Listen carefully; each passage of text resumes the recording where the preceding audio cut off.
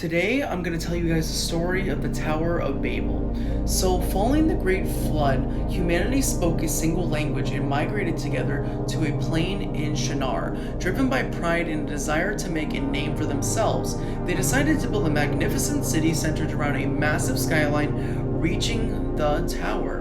By constructing this monument of self-reliance and openly defied God's original command to spread out, populate, and fill the entire earth, observing the project, God saw that their absolute unity in the language and purpose was giving them boundless potential for collective arrogance and even rebellion. He recognizes that if they succeed in this endeavor, nothing they plan to do would be impossible for them.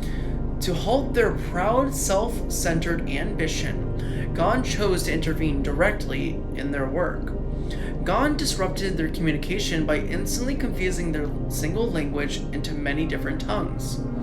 Unable to understand or coordinate with one another, the workforce descended into chaos, forcing construction to ground to a sudden halt. God then scattered the people across the entire earth, leaving behind the abandoned site of Babel as a lasting symbol of human pride and the origin of the global languages. So when we look at this story, we can see what happens when we try to do our own things in our own ways. We tend to mess up.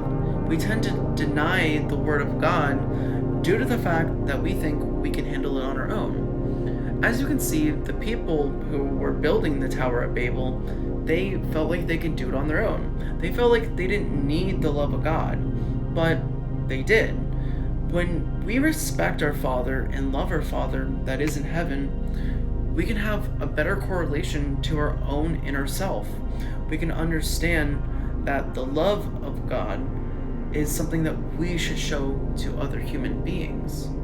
When a person is sad, or when they're anxious, or when they just need help, that love of God should be shown to other human beings, no matter the circumstances. So, the main message of the story of Babel is that us humans, we can't do it on our own. We have to do it with God.